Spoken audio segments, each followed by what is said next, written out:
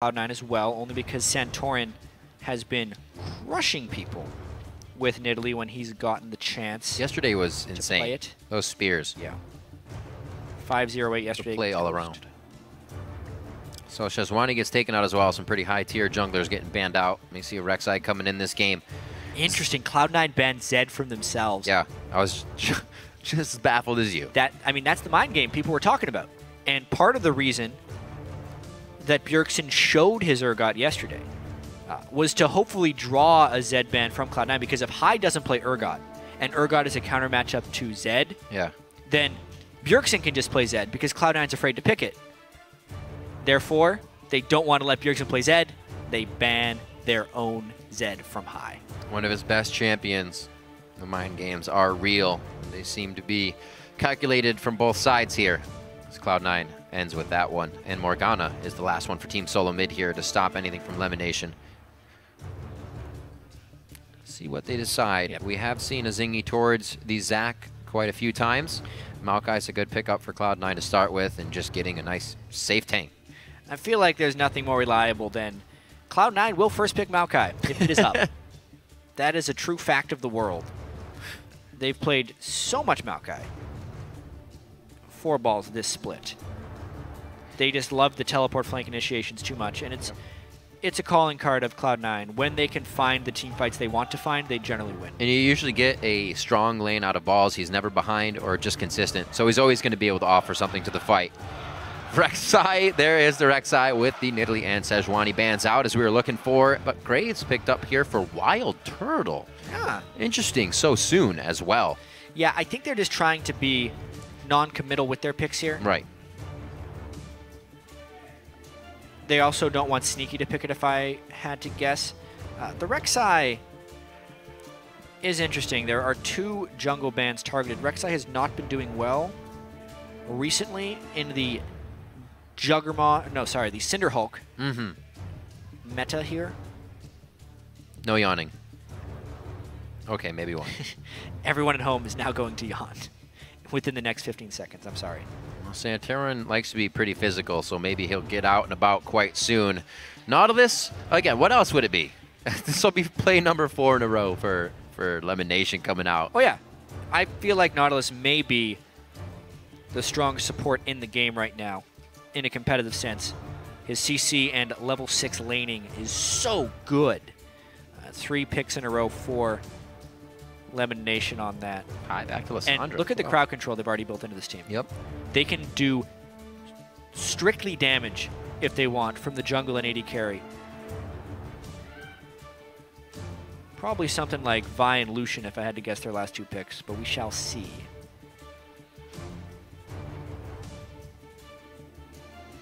Very slow champion. TSM is still free to do whatever they want. Yep. They're a little bit bamboozled here by all the crowd control that Cloud9 has brought, and they want to make sure they can either escape that or match that in team fights. And this is going to be a very CC-focused game. Yeah. Maybe that Cho'Gath. Do it? All right, so they're going to lock in the Kennen and the Cho'Gath. A bit of a tank, at least one now for Team Solomid to the Maokai Nautilus coming in. Remember, Nautilus won't be huge because that's going to be LemonNation's on support, but still, probably. They can still flex that if they want. It's just what we would expect. The Lissandra's a good pickup for Hai. He's seen some good results on that, but does not get to play it very often. Yeah.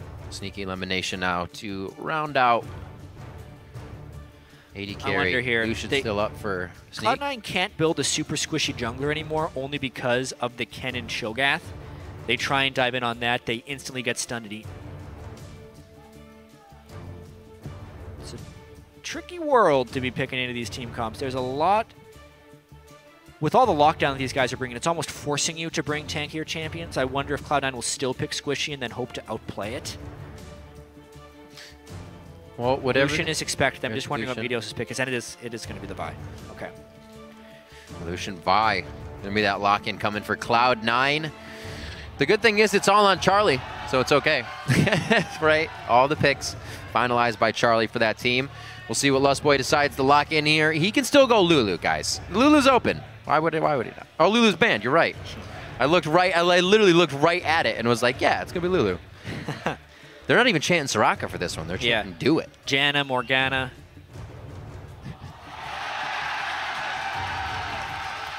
Of course. Who would not play to the crowd? The turtle smile. It doesn't even faze him. He's like, ha ha. Ah, yes, I'm Lustboy. Turtle loves it. Turtle loves it to every extent.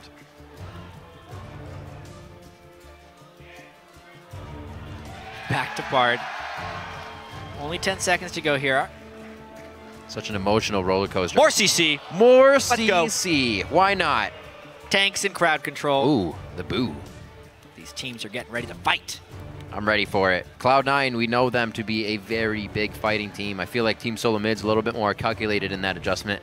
Seriously, these... And how to figure out the fights. But it looks these like teams are going hard. In from both sides this time. Oh my god. The matchup here. There are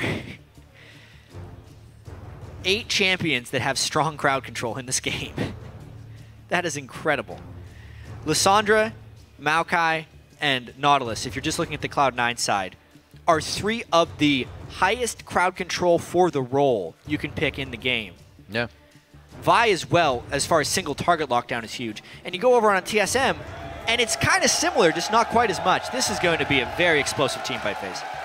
Well, I think it's safe to say if one person gets caught, they are going to die this game. There's really nothing else to save you in terms of that Lulu ultimate or extra stats to come in. Oh, well. No, Lemon, you can't have that. Just make Loco stand there. Sure, man. Number 1 versus number 3 right now in the NA LCS standing. So definitely going to be a good match, especially from what we just saw. Yeah, the matchup going back in history, it's been dominated by Cloud9. Yep. But as of late, it looks like TSM has the upper hand. We'll see as the players head into the game. Head over to Twitter and start voting with hashtag C9win or hashtag TSMwin to @LOL Esports. We'll be counting your votes throughout the match as we head into this one. I'm sure TSM's glad they're not seeing high on Teemo in the mid lane. Always a bit of a nightmare that they live with in this matchup. Yeah, big chance coming into this one. And honestly, Riv, I need to be watching this Dyrus game because he's been getting camped so much in the early game. It's just how will he be able to farm? Will TSM help him out? Those are all things I'm looking to see here. Will he play League of Legends today? Balls also shared his thoughts on why his counterpart receives so much early game attention. I definitely think that Dyrus gets camped because of the way TSM plays.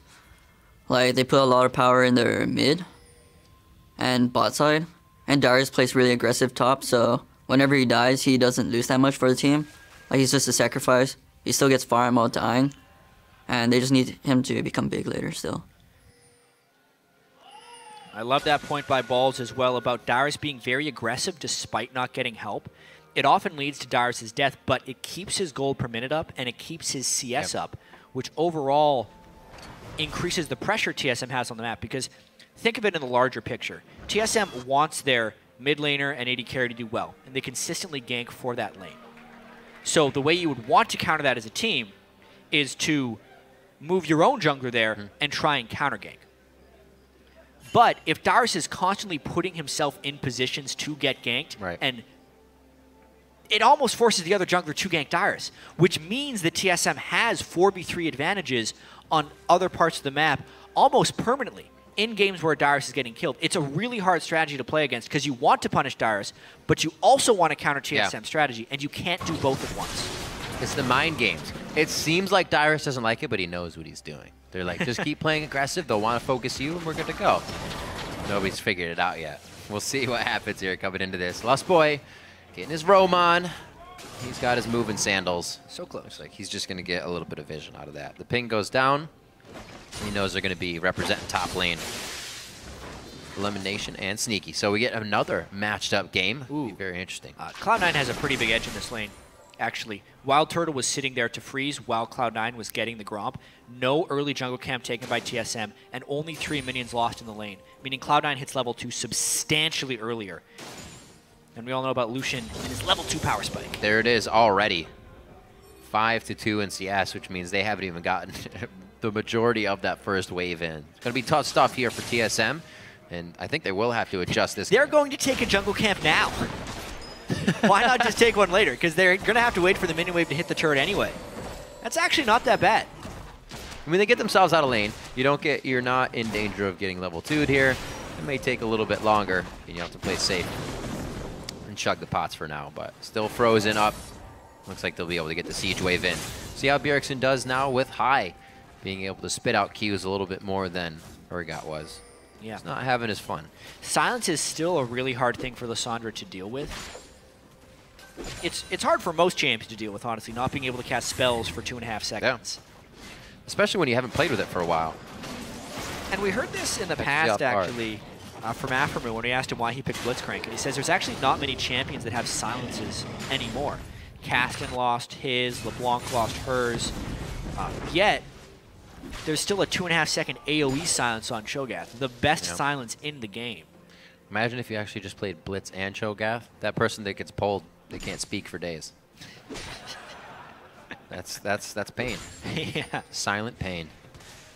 Not too much action in this coming from the junglers just yet. We did see that Santorin had to take early route back down to the bottom side of his jungle as he lost out on the Krugs to the top lane. But we have seen Wildturtle and Lustboy staying safe. Eyes now on Dyrus and Balls. Looks like it's going to stay safe here as well. The lane matchups usually make things slower in the early game, but I think Cloud9 can really get an advantage here. Usually they pull out of the laning phase pretty strong. Yeah, and no lane swap here. We'll factor into this. Balls has historically beaten Dyrus in 1v1 matchups. Right. Dyrus used to give, and that was in Cloud9 glory days, right? When Meteos could just gank that lane over and over. Mm-hmm. But TSM has been playing a whole split of knowing how to get the other guys rolling. Makes this a very fascinating game. It's actually our first game of the NALCS, was Cloud9 versus TSM. So it's been a really long time since we've seen these teams match up. They've had a lot of homework and a lot of time to do that homework. Now they're getting pushed into the turret. Sneaky should be able to clear these up. TSM has done a good job at keeping themselves up in CS as well as they went back to get the Krugs. Yeah, so cool. Like, that was a great call by TSM when they realized they'd missed the early camp to go and take it later. It's not something that you expect a dual lane to do, but the team just rolled with it. Now they're totally fine in that 2v2 lane. Just a ward coming out high, almost actually seeing Santorin on that timing, but he does not get anything. Looks like he's timing the Krugs camp in the top lane. He takes that, and he may just hover up there as Meteos, also on the top side of the map here. Yeah, Meteos, the entire jungle clear. He is wanting to power farm as much as possible, just waiting on the respawn of that Gromp. He is power farming on Vi, trying to hit level 6 as quickly as possible. It's really what we've been seeing him do. He did it on Nidalee too, even though easier, but loves his farm. Meteos has been trying to be as gold efficient as possible in the jungle. Santorin trying to get a gank. Zooms right in, the tunnel goes in, LemonNation, big tank. Can he go down here? No, he does not, and Sneaky stays in the front of the fight to trade back a good bit of damage. Yeah, that was a nice chain there by TSM. Leona into the Rek'Sai knockup. C9 had to blow a lot. Yeah, 3 summoners burned for just the ignite of TSM. If they were to do a return gank and then flash to get the crowd control to begin with, even if Cloud9 is playing safe, there's a chance they get that return kill. It'll be a question of whether they can sacrifice that gank time for the farming that Meteos is getting. Yeah, well, it allows him to do even more on TSM's side of the jungle now. Seeing Santorin top, he says, your Gromp is mine. And he might even go deeper here. See if he gets the tunnel as well. Full jungle right here from Meteos. Looks like he did actually take that tunnel out. So giving himself up in vision, but he knows he has enough time to get out. Good counter jungling there. Yeah, it is. By Meteos. Smooth Level 6 moving. already. The same time as his solo lanes. On Vi. He could either go for a gank early on here or just try and solo an objective. Let's see if Dyrus, he would need Dyrus to E aggressively here. Yes. I think. Or he might just go straight for it. Oh, There's nice chain! one. That's going to be the, oh man! I was going to say it's tough because 6 is up, but that front end damage, goodbye. Woo! I mean, that's the combo. That is a Vault Breaker is the majority combo of Vi's damage in team fights, but sometimes it's hard to land. Didn't even have the ult. Yeah, 2 flashes burned for that kill, but it gives Dyrus no way of countering that fight. Lockdown, rooted for the Vault Breaker. Boom. Now he's got his Warrior enchantment 7 minutes into the game. Let's see what happens as well with intentions towards Dragon. It doesn't look like any of the AD, or rather duo lanes, are switching back to bottom yet. Still going to be top lane priority.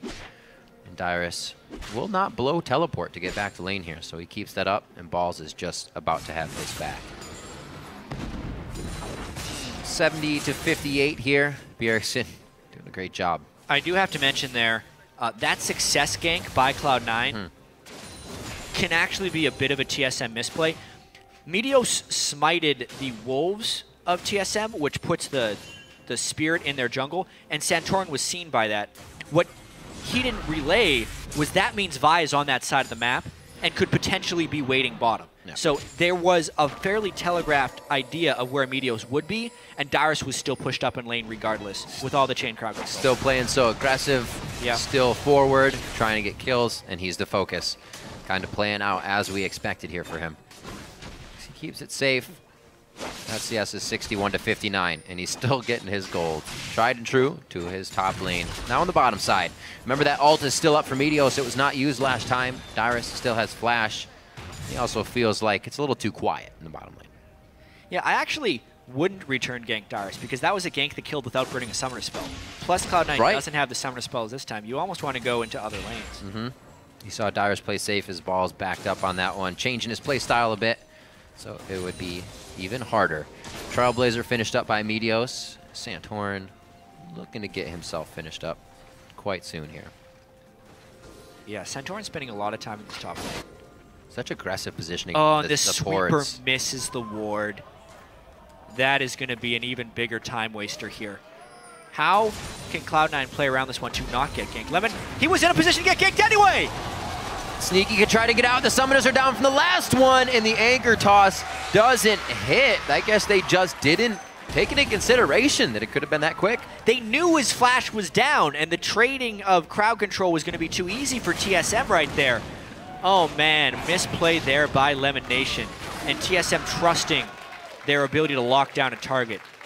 Good kill there, good ult by Lustboy, and nice flash followed by Santorin. But a mistake by LemonNation. Yep, picked up Dragon for it with a little bit of that pressure top, even though Void Rush was used by Santorin to get back down towards bottom. So it's that balance of trying to keep someone interested and not tipping off that you have seen them with the ward. So Lemon was hoping he could escape there, and they were trying to buy time for Meteos to take the Dragon, but they just a little bit too dangerous. Should have been back in the turret. 63% of the vote. Ooh, it's moving. Cloud9 coming back strong. Keep the votes coming. Teams love to know that you care. See how much the teams can put now forth through this game. 1-to-1 only in kills. Don't expect this one to really catapult off in anybody's favor soon. It's going to be very back and forth here in the early part of the game, especially since we have now, looks like to be Rod of Ages charging up in the mid laners. They're going to have a bit of a lull in power. Yeah. Definite wait time for Cloud9. Really a bunch of items that will turn on later. Avarice Blade, Double Roa on that team. Meteos still just trying to farm. He's going damage Vi once again, which will be cool to see. I also wholly agree with Freak yesterday in that Ryla is just not the item I like to see on Kennen. You want that Zanya's. It's so quick. He might be going Abyssal actually against double AP. Could do that as well. Right here. That's another pretty good item rush on Kennen. Giving you some of the defensive characteristics of Ryla while still being an aggressive buy. Always scary to prevent that Zanya's. We'll see if it works out for him though. The team fight, if it's big enough, really is just going to shut one team or the other down, so it may not have time to even Zanya's in it. Meteos keeping up on crab control here as he re-enters the jungle of Team Solomid. Looks like he's got a welcome mat on that side of the jungle for himself here. But Dyrus throwing down a ward right quick. Actually sees Meteos trying to get in for a sneaky TSM gank. very clearly trying to shut down Sneaky. Get Wildturtle going here. No. They know his flash is down. It's going to be tough. Oh, no way! He just dodged everything. He can actually stay alive here. The Ignite's ticking, but so is his potion. Sneaky stays alive. LemonNation's going to be there as well. Whoa. Holy fancy feet. You got to be kidding me. Everybody burning summoners right there. Balls' teleport does not come in. I believe Dyrus would have had to stop that one, but man, TSM does not get a kill off of some sick jukes there by Sneaky's Lucian. Wow. Damn. Yeah. That was awesome. Great plays to keep things tight within this game right now. The Void Rush comes out. Not going to be a play, just a farm alarm for Santorin. We need to quiet down for a second here. That was intense. Yeah, Dyrus did in fact cancel the ball's teleport there. Thank goodness, because with the depth of that TSM dive, they would have been done for if Maokai made it back into that one. amazing that Sneaky and LemonNation could stay alive through all of that gank pressure. That's one of those ones where the bait worked out, where they knew and they tried to bait it out to the last second, and then it worked. Meteos Raptor buff clearing out some deep vision here. The team Solomid's trying to get in as some of these ganks aren't working. They're going for some different paths and may not even get to steal on this red here. Oh, yeah, well, he should get it. Meteos is there. But the problem is, High is called MIA in the mid lane, so Meteos would run into 2 people and probably die. You saw him turn around there, yeah. That was actually the opposite of what you would normally see of Santorin helping Bjergsen. That was Bjergsen helping Santorin. Lustboy not trying for anything, just getting wards down. But again, LemonNation taking up aggressive positioning in the brush. Lustboy doing it previously, but only when they have the help of Santorin, really changing their playstyle up in lane. And Sneaky and LemonNation, if pretty much with wards or not, have been able to calculate most of those. It's amazing they're up in farm. Yeah. With all the attention Santorin has given that lane. Bjergsen is just straight up winning the mid lane as Cho'Gath against Lissandra. Seems to be a tough lane to win overall when you're playing against the Cho'Gath. Yeah. Cho'Gath so much brute super force. Strong laner, especially with Rod of Ages. A lot of times you'll see Morellonomicon because he already has such good sustain. Yeah. You just double that up when you do Rod of Ages. It's nearly 3,000 health that Bjergsen has already. You're not bursting that as Lissandra. 6 stacks. That goes down if you're eating the minions, so you can get them even faster. Yeah, that's absurd. It takes so long for High rather to even get hits onto Bjergsen. Back to the I want to talk about Meteos again, though. He's gone for the upgraded yellow trinket once again. It's what he has been doing. Instead of going sweeper, he tries to rush level 9 as quickly as possible so he can upgrade. And he's gone full farm mode up until this point.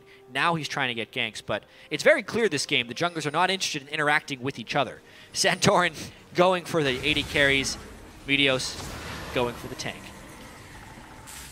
Once again, towards the top side. If this is not a telegraph that they want your turret, I don't know what is. Lustboy is behind the turret. I wonder if he has backup. So with that Praise Seeker coming out as well, they kind of know, but there's not much that TSM can do with it with the wave being pushed towards the river area. Looks like they just kind of hold out. Well, meanwhile, while they're holding out, Meteos and Maokai have such pressure down in that bottom lane. Dyrus just had to back away. He knew what happened last time, and there's only been more damage on Meteos since then. If it doesn't work with a few people, bring more people. Just continue to bring people.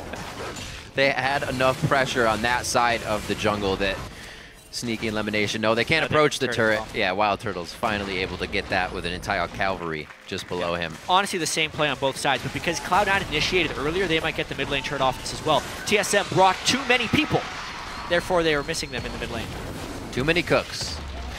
Too many cooks, Jatt. Far too many cooks. 16 on the clock. Finally, another turret goes down for Cloud9. They get, oh, wait a minute, Lustboy, he's going to be going down. Woo! There's going to be a lot of that this game. Whoever gets caught will die. Yeah. There's so much CC to lock down that target. Remember that crowd control we were talking about? Meteos hasn't even had to use his ultimate. They have an excess of crowd control right now. The surplus is real. Here we go on 17 minutes. Cloud9, Meteos able to grab this first dragon on a Santorin gank towards the top side. Now with the team, grabbing number 2 on the exact time, just about 6 minutes later. 2 there, 2 in the realm of turrets as well, and a 2,000 gold lead. All about 2s right now in this second game of C9 versus TSM.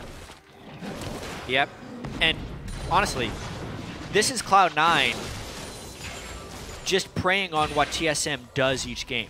They know that TSM has bot and mid lane pressure. So Santorin has only existed on that side of the map where his dual lane and his mid laner is, whereas Meteos has said, all right, you're really good at that game. So he is actually going to be the one to camp Dyrus. And instead of killing Dyrus over and over again, he's just tried to be as efficient as possible on that side of the map, farming his jungle, farming Santorin's jungle, and taking the dragons plus the turret pressure. And because of that, Cloud9 has been able to pull ahead. They are more efficiently playing the focus one lane game. And since they knew they were never going to run into TSM on that side, since TSM's strategy of being on that one side of the map is so telegraphed, they could kind of take a few risks. Meteos didn't have to buy wards to get that setup going. He could just freely go into that side of the map. And there you go. 2,000 gold lead. He also, again, is going full damage. Gonna go for that Hex Drinker next, it looks like, with the help of Balls, taking the Aegis onto himself for that magic resistance they're gonna be needing for Bjergsen and both Dyrus. Actually, quite a bit of AP coming from that team. So that will help in their situational building. We all know that Meteos loves to just go for full damage.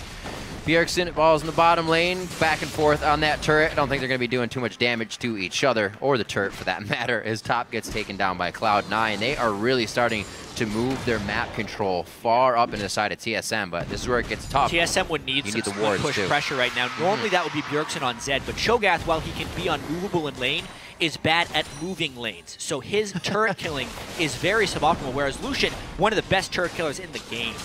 Yep, getting those double shots out, making sure. Oh, what a nice depth charge immediately onto Dyrus. He couldn't even reach Sneaky. Maybe if he's Anya's, he would have stayed in place, but that's not a chance. 4 turrets to 1 here for Cloud9, really winning the pressure game here against TSM. And the actual turret pushes that TSM have are few and far between. They need the team fights, but they're getting beaten in the push game. See what happens. Bottom lane needs to be pushed up. Something Team Solomid could probably get and get a little bit of gold to the team. That top turret is the only thing they've been able to find going down. And Cloud9, as they move the turrets up, they move the wards up immediately. Everything's working out nicely. Yeah, look at all the wards Cloud9 has now. Especially if they upgrade another yellow trinket. They will just continue to come back. I'm a big fan of what Cloud9 is doing right here. And I talked a little bit with the other casters about how this could be happening more and more in League of Legends because it has its own strengths and weaknesses. So if you go double yellow trinket and pink wards, you get a cheaper form of vision control and vision denial. You get so many wards. Every 60 seconds, I believe, you get another ward with that greater stealth totem, which is basically like having a sight on all those guys, but for 250 gold. If you think about the total number of wards you get out of the game. But you don't get the sweeper, therefore you buy more pink wards. If you look at the other side, what TSM usually does, double Sightstone plus multiple sweepers. It is a more complete form of vision denial because you can also buy pink wards on top of that, but it's substantially more expensive. They had to invest in the Sightstones, they have to invest in the green wards since they don't have any green ward droppers, and they have to invest in the pink wards. So basically, if Cloud9 is using their bodies to push back TSM, and they're okay with walking through a few wards, but more concerned with being spotted, or sorry, they're more concerned about spotting TSM. It's the vastly gold-efficient version of vision control, and it's something that Cloud9 does that many teams do not, is the upgraded yellow trinket. All those upgraded yellow trinkets have been finding their way into the side of Team Solomid. Meteos, one of the big proponents of that. Even if he's not on somebody like Vi that can get around the jungle, usually we'll see him with LemonNation on Thresh, lanterning him out of scary situations when trying to place those deep wards. So only facilitating himself more to do that on that champion that can hop over walls. Balls now to clean up the bottom lane. Cloud9 knowing that they need to take a breather here, clean this up a bit. They do have power in mid though. If the teleport needs to come in, but they don't have that advantage right now. You gotta be careful. And it's the turrets that are giving it to him. It's that 5,000 gold game. It's going to be tricky for TSM to come back here because both teams have such great catch potential. It's on TSM to catch Cloud9 before they can group up, which is difficult because Cloud9 has placed so many deep wards into TSM's jungle. It's going to be very tricky for TSM to actually win this one. Dyrus now going to be forced to be even farther out. He does have one ward for himself here. And the teleport up for the bottom lane. We may see actually a bit of a collapse going towards Bjergsen, or at least that side of the jungle, to make sure there's a wall between these two sets of champions on Team Solomid. I think they're going to notice it as well. TSM can only play this game for so long because they're going with the more expensive form of vision control, which they need to in order to clear Cloud9's wards and actually get a catch. But if they don't do that, Cloud9 will just continue to pull farther and farther ahead. They haven't been able to clear enough of the wards, even with pinks and 3 sweepers plus 1 upgraded sweeper.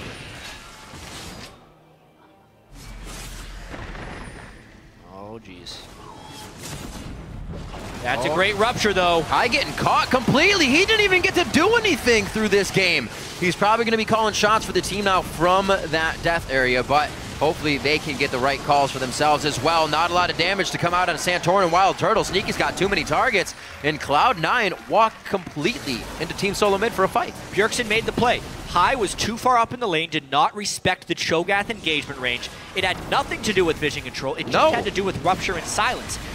Yeah, that's what TSM needed to do, but it was unexpected to happen in that fashion. No vision, the 2.5-second silence coming in huge because High could not ult himself to keep himself alive.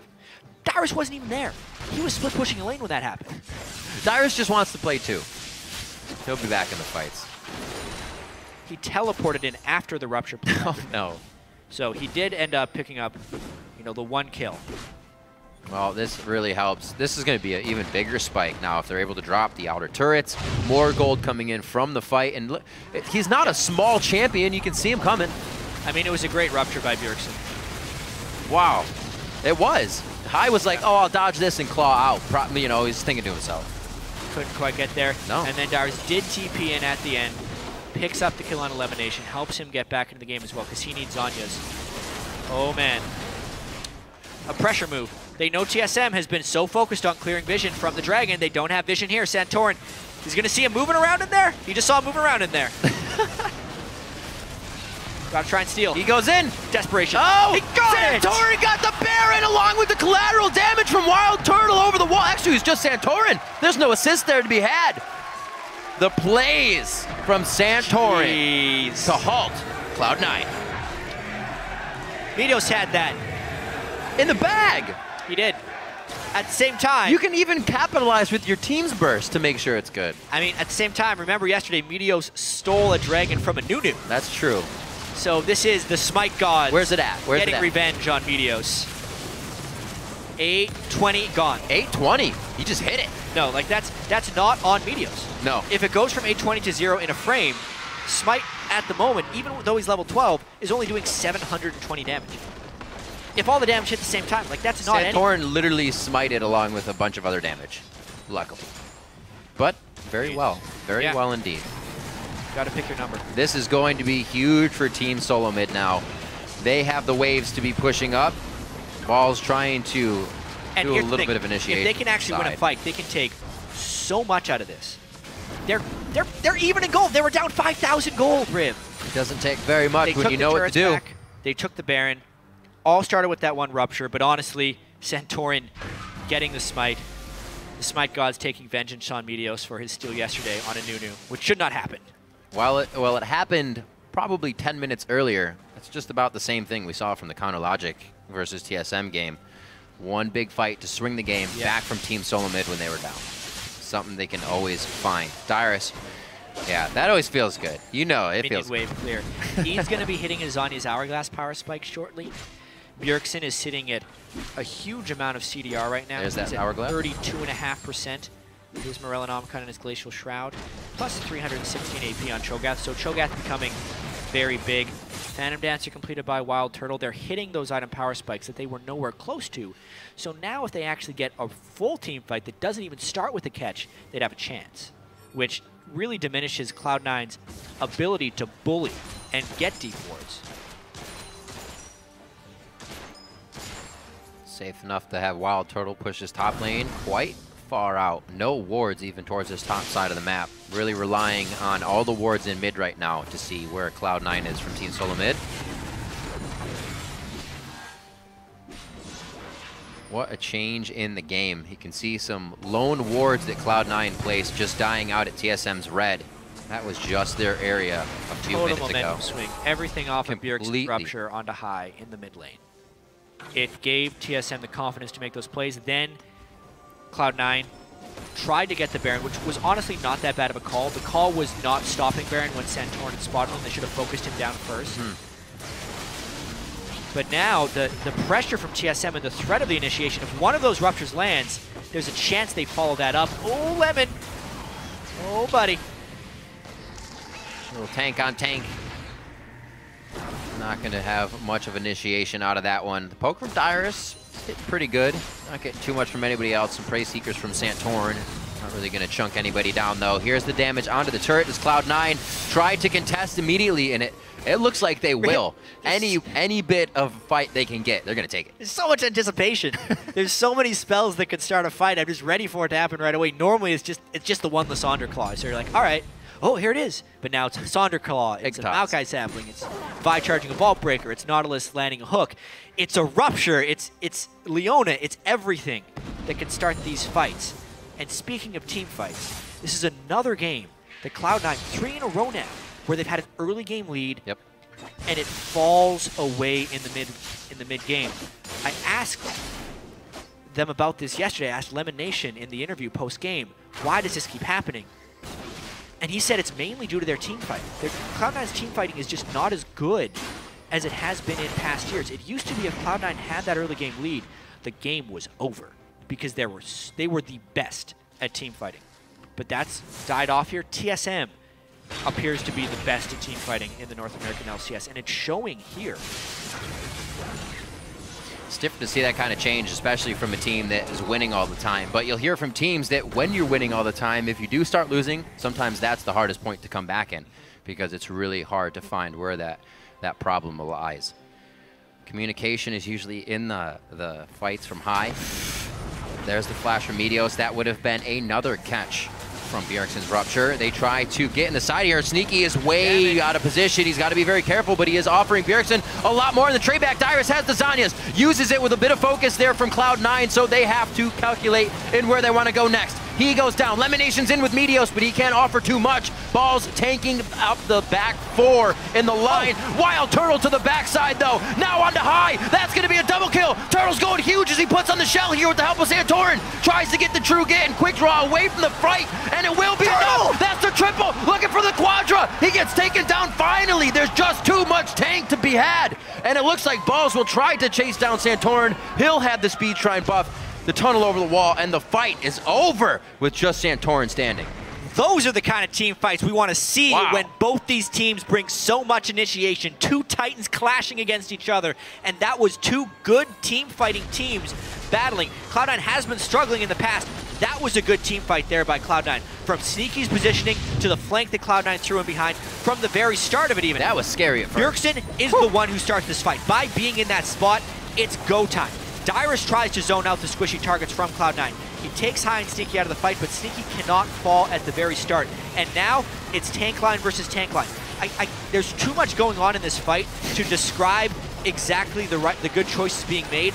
But from an AD carry perspective, Wildturtle remains safe from the flank, which is why Balls had pulled to one side of the fight. He then remains on the backsides at the end of the fight.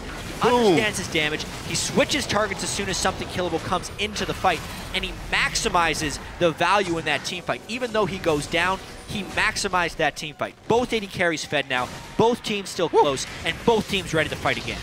TP onto the tunnel of Santorin. Dyrus will not be able to get himself in. His flash is down, so a bit of initiation there. Looks like Zanya's, or at least his Zanya, is up, and all the other actives are ready for the next fight. I am loving this game right now. 8-6, 500 gold separates these two teams. TSM is still clawing back into this one. Cloud9's found a little bit more ground now. They're back out on the map after being pushed into their own turrets here, but neither team giving up and has a very good chance to still take this game on either side. And I think the Lustboy! fight. Oh no! After all that, you have to be kidding. That's what starts off the next fight, and TSM, they can't contest this. They may be able to contest the Baron, but it is just to Leona. Cloud9 wouldn't go. The key to these fights will be AD carry lockdown, and they fight Wildturtle. Is it enough chase, though? The anchor toss hits him! What a throw from LemonNation! Dyrus is in, but everybody says, we have to leave you out to dry. TSM leaves him. Santorin and Bjergsen now running back. Maybe they can get some ruptures over the wall. Maybe Santorin with another Godsteal here. It's gonna have to be something. Cloud9 learned their lesson last fight. Kill Wildturtle. There are so many things that can click on him and kill him, and they use them this fight. Nautilus ult at the start when they were killing Lustboy, Vi ult next, and then they just kept clicking on him. So they finished him off pretty easily. No Baron steal this time. Santorin instead tries to trade for the Dragon. He will be able to do that. Cloud9, I'd say, is back in control. Little wishy-washy. Some things not meant to happen. but they have pulled it back into their favor. TSM is playing one hell of a game of defense here, and this is really the only thing that's causing this game to go either way, is big mistakes. The Baron was up. Lustboy should have been behind, should have been closer to Bjergsen. Then when they jumped on him, they could have landed and comboed into a rupture. And then here, TSM really overstaying. Wildturtle doesn't respect the vibe. Absolutely. Max range Vault Breaker into an ult just to close enough, and the perfect anchor toss there from LemonNation seals the deal. Dyrus tried to protect, but they needed to turn tail and run away. Ends up just giving them another kill. See where they decide to go. We won't get much split pushing out of this game with the death balls running around here. So right up the middle, made the train go here from Cloud9. See if TSM can stop it in the tracks. 33 minutes in, we're going to start going into the late game on this one. We'll get some more item spikes coming out. Another, actually, Abyssal Scepter that's been built out throughout time here, along with the Frozen Heart on Bjergsen. So he can help resist a bit of this high damage and Balls. Yeah, I mean, Balls is so fed right now. Big boy. 505 Maokai. That is the result of repeated ganks from Meteos and TSM not focusing on enemy top laner control, as well as giving Balls his most favored pick. Yeah. I mean, yeah, you can say that Rumble is his favorite champion, but his most effective champion recently is Maokai. And it fits with Cloud9's ability to target select and go. They have it all in this team. Cloud9, this is as close to an ideal team comp they can get this year as possible. A lot of control, damage dealers on their top performing members, Meteos and Sneaky. And now they have a Baron buff. And high on control initiator. On somebody that can go in, something he's been verbal about wanting to do on his champions. And Lissandra, she can go in. Another turret goes down. It's just the bottom one here. And C9, with what wave control they've had here, are able to go for it right away. They don't have too much control towards the top side of the map, but the fun will be down here for the next few minutes, especially up towards the inhibitor. Nice rupture, but you can see with all the magic resist now and no Void Staff onto Bjergsen, or really any magic penetration outside of Abyssal Scepter, it's not threatening rupture anymore. This actually just makes TSM's damage dealers one. They have one real damage dealer, a one threat comp. It's Wildturtle, and that's just not enough when Cloud9 has so many things they can click on. If that minion. I'm wondering if Balls just decides to dive the turret straight away. A lot of level 17s here. And it looks like they're going to hold off for just a second on the side of Team Solomid. So Cloud9 get what they want. The last turret of the game that is outside of the base of Team Solomid here. And from here, it might actually be difficult once they approach the inhibitor turrets. Of course, you have to remind everyone a Cloud9 win here puts them at 12 wins on the year, meaning if COG loses at the end of the day, that would force a tie for second place. And that all-important first round bye. Santorin. Global little void monster there. All right, Dyrus going to get a push out on top lane. Teleports up. This is going to be nice. All right. See how far he goes after this. He's not going to have vision of any minions. Looking at his wave line, you can tell where the one coming at him is, and he knows it's too far to pursue. Heads back into the jungle with the rest of his team. What would be the easiest route now for Cloud9 to approach the next inhibitor? Is it going to be one of the outside ones, or do they just drive straight up the middle? It's really tricky, actually, because they have no Baron buff. All right.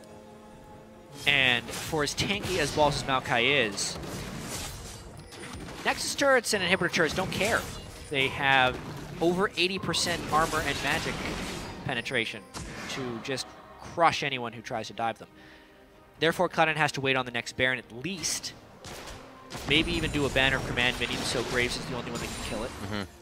But they have no one that can build that item, so scratch that.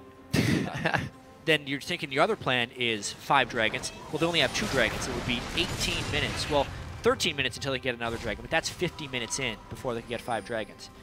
So the hope is that they ward up the jungle and catch TSM while trying to get one of these objectives. But all the while they're doing that, TSM has just as much catch too. So Cloud9 has to be very careful, because with the mid lane turret penetration that TSM has being down to really the only inhibitor defending turret, TSM is just as in this game as Cloud9 is. Cloud9 has the pressure edge, and if they meet the 5v5 that is clean, Cloud9 will win.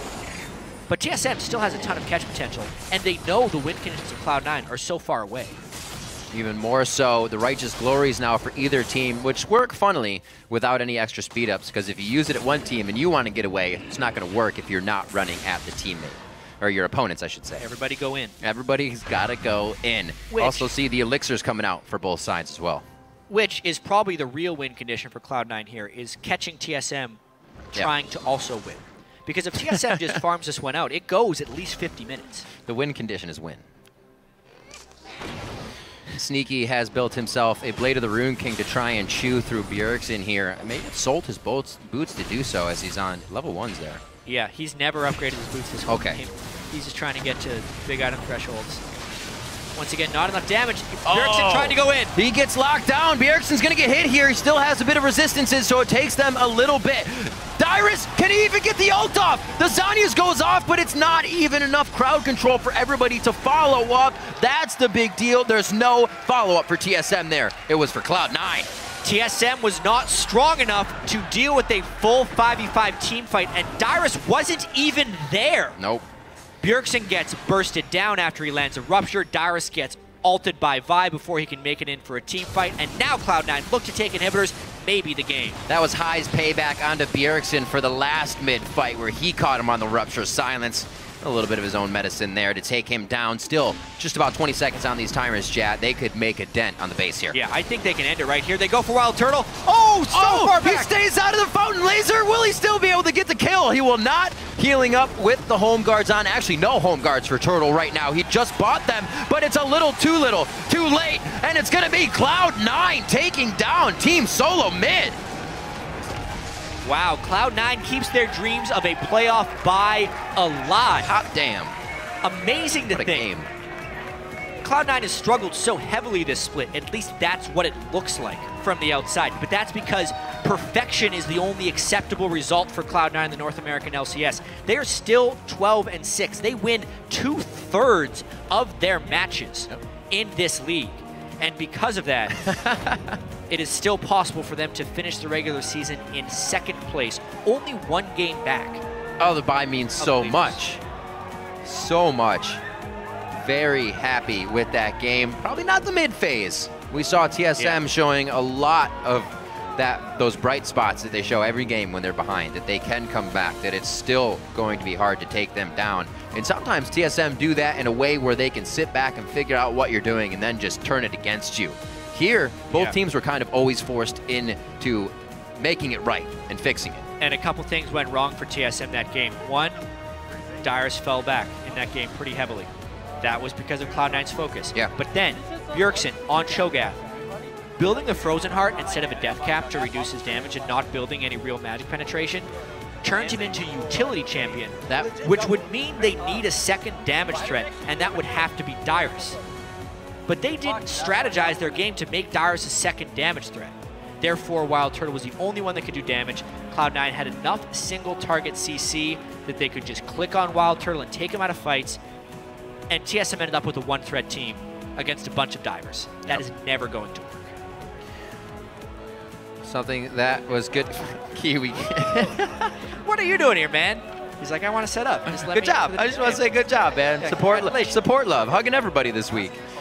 Hi, it was good to see being the shot caller, having a lot of stress on him lately, and pretty much being the one that, like, for lack of a better word, to throw the middle part of that game with getting caught to still be able to come back, still be able to make plays, and actually make the pivotal play that caught Bjergsen out there. Yeah, that was a game where Cloud9 had a 5,000 gold lead in the mid-game, lost it, and then came back again with more strong team fight play. So it's kind of a, you take your wins with your losses in that one. They showed some really nice comeback mechanisms. They proved to themselves that they can team fight, but they also showed that they're still not the Cloud9 they want to be. They threw a lead. That can't happen if they want to make it to their eventual goal of even winning North American LCS, making it to MSI. Those things are all still possibilities for them, especially if they can beat the #1 team in North America. Well, seems like what they did, especially with banning Zed on their own side, did pay off in Champion Select there.